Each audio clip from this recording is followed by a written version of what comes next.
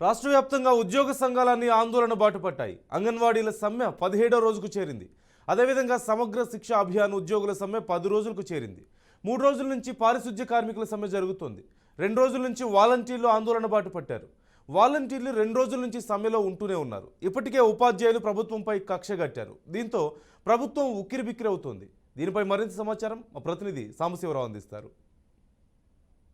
ముఖ్యమంత్రి జగన్మోహన్ రెడ్డి పూర్తిగా ఎన్నికల దృష్టిలో ఉన్నారు.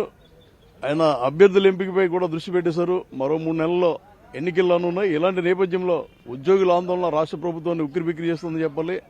అంగన్వాడీల సమ్మె 17వ రోజు చేరింది. సమగ్ర శిక్షా అభియాన్ ఉద్యోగుల సమ్మె 10 రోజులు దాటింది. పారిశుధ్య కార్మికుల సమ్మె 3వ రోజు చేరింది.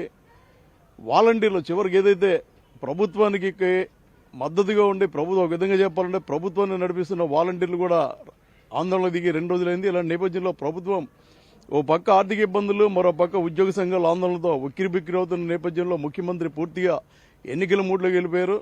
ఎన్నికల కమిషన్ ఆధీనంలోకి అధికార వ్యవస్థ వెళ్ళిపోయింది. బదిలీలు కూడా ప్రారంభమైనాయి.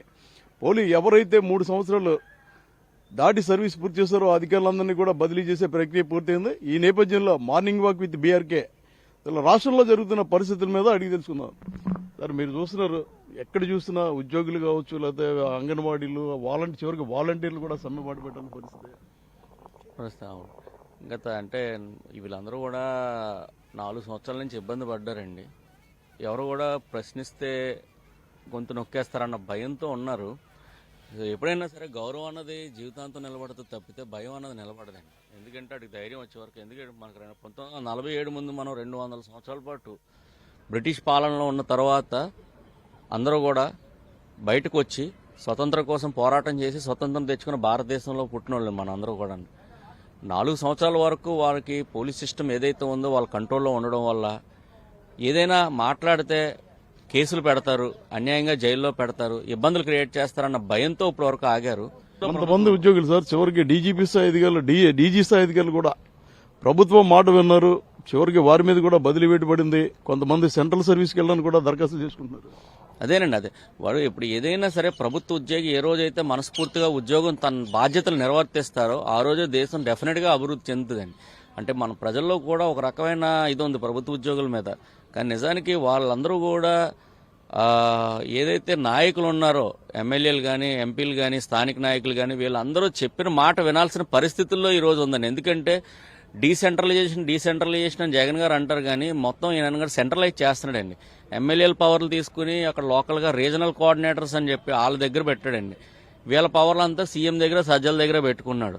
ప్రస్తుతం జరుగుతున్న ఆందోళన సార్ అంగన్వాడీలు, అదేవిధంగా వాలంటీర్లు, సమగ్ర శిక్ష అభియాన్, పారిశుధ్య కార్మికులు. మన కాకినాడ నగరం చూస్తే సుందరమైన నగరం, కెనడాగా పిలుస్తారు, ప్లాంట్ సిటీ, పెన్షనర్స్ ప్యారడైజ్. ఇవాళ ఎక్కడ చూసినా పారిశుధ్య కార్మికుల సమ్మెతో చెత్తకుప్పలు కనబడుతున్నాయి.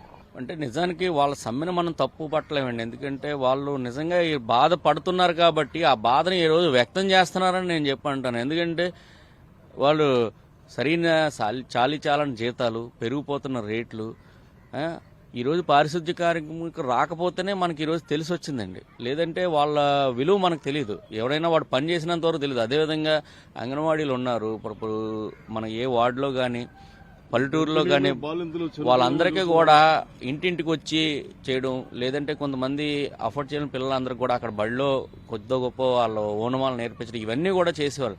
వాళ్ళందరినీ కూడా చూసుకోవాల్సిన పరిస్థితి ఉందండి. వాళ్ళకి ఇప్పుడు వాళ్ళ జీతాలు పెంచమని వాళ్ళ సమ్మెలో కూర్చున్నారు. వాళ్ళు కనీసం మాట్లాడే పరిస్థితి కూడా లేదండి. వాళ్ళు ఇంచుమించు దాదాపు ఈ రోజుకి 17 రోజులు అవుతుందండి. వాళ్ళకే కనీసం కూర్చోబెట్టి అమ్మ మనం ఇంతవరకు చేయగలం అని చెప్పేసి వాళ్ళు చెప్పి వాళ్ళకు కనీసం ఒక భరోసా ఇచ్చున్నా వాళ్ళు సమ్మె విరమించుకుని వాళ్ళ విధులకు వెళ్లే పరిస్థితి ఉంటుందండి. కానీ వాళ్ళతో మాట్లాడే నాదుడు లేని పరిస్థితుల్లో ఈ రోజు అంతమంది స్త్రీమూర్తులు బయట రోడ్ల మీద కూర్చోవలసిన పరిస్థితి ఉందండి. ప్రభుత్వాన్ని ఇబ్బంది పెట్టే పరిస్థితుల్లో లేకపోతే ఎంతకాలం సైలెంట్ గా ఉండి ఇప్పుడు రోడ్ ఎక్కాలని కారణం? సరి అయిన సమయం వచ్చింది. ఎలక్షన్స్ ముందు మనం చేసినట్లయితే మన న్యాయమైన కోరికలైనా ఒప్పుకుంటుందేమో ప్రభుత్వం అని అనుకుంటున్నారండి. ఎందుకంటే ఈయన ఒప్పుకోరండి. ఈయన ఎంతసేపు ప్రార్థన చేస్తారు కదండి, నెత్తిమీద చెయ్యి పెట్టి. వాళ్ళు ప్రార్థన అనుకుంటున్నారు. ప్రార్థన ఏం కాదండి, అది చెయ్యి పెట్టి కింద నొక్కడం అండి. ఈయన ఉండగా అయితే మాత్రం ఏ న్యాయం ఎవరికి కూడా జరగదండి. పెన్షనర్ జీతాల్లో, 1వ తారీఖున జీతాల్లో అంగన్వాడీలు, అదేవిధంగా ఆశా వర్కర్లు కూడా ఇవాళ రేపు అంటున్నారు. వాలంటీర్లు చివరికి ప్రభుత్వం మా కార్యకర్తలైన విజయసాయి రెడ్డి గారు చెప్పిన వాలంటీర్లు అదేదో పారిశుద్ధ్య కార్మికులు సర్పంచులు ఇప్పటికే చెక్ పవర్ ఏదైతే సెంట్రల్ గవర్నమెంట్ ఆర్థిక సంఘం నిధులు ఇస్తుందో అవి తీసేశారని వాళ్ళు ఆందోళన పడిపెట్టారు. చివరికి న్యాయవాదులు కూడా న్యాయం చెప్పి న్యాయం కోసం పోరాడే న్యాయవాదులు కూడా రోడ్డు మీద పడ్డారు. జీతాలు సమయానికి అందట్లేదు. రాజకీయ కోణంలో కూడా కాకుండా ప్రభుత్వ విషయంలో ఎలా ఆలోచించాలి? ఇది చాలా దారుణంగా ఉంటుందండి. ఏంటి ఈ పెన్షన్లు అనే విషయంలో జీతాలు ఇవ్వకపోతాం విషయంలో అది అటు జగన్మోహన్ రెడ్డి నా ఆలోచన ప్రకారంగా చిన్న డామా కూడా ఆడుతున్నాడని అనుకుంటున్నానండి. దగ్గర చేసి వీళ్ళందరికీ కూడా ఆపి ఏమన్నా జీతాలు పెంచి రాబోయే ప్రభుత్వానికి ఏమైనా దెబ్బతీయాలనే ఉద్దేశంతో కూడా ఆలోచన కూడా పుట్టొచ్చు. ప్రభుత్వం ఆర్థిక ఇబ్బందుల్లో ఉంది. ఉద్యోగులు సమ్మెబాటు పడ్డారు. 4.5 సంవత్సరాలుగా ప్రభుత్వం వాళ్ళని అణిచిపెట్టి ఉంది. ఎన్నికల మూడు వచ్చింది కాబట్టి ప్రభుత్వ అధికారులంతా ఎన్నికల కమిషన్ పరిధిలోకి వెళ్తారు కాబట్టి ఉద్యోగులు ధైర్యం చేసి బయటకు వస్తున్నారు. ఈ ఉద్యమాలు మరింత తీవ్రమవుతాయి తప్ప ఎటువంటి పరిస్థితుల్లో తగ్గే అవకాశం లేదు. ఎప్పటికైనా ముఖ్యమంత్రి మానవతా దృక్పథంతో వ్యవహరించి అటు ఉద్యోగుల సమ్మెలు పరిష్కరించడంతో పాటు ఏదైతే ప్రధాన సమస్యలు ఉన్నాయో వాటిపై దృష్టి పెట్టాలని మన మార్నింగ్ వాక్ లో వీళ్ళంతా కూడా చెప్పడం జరిగింది. కెమెరామెన్ దర్బాబ్తో Sambasivarao, BRK news, Kakinada, Raja tank నుంచి.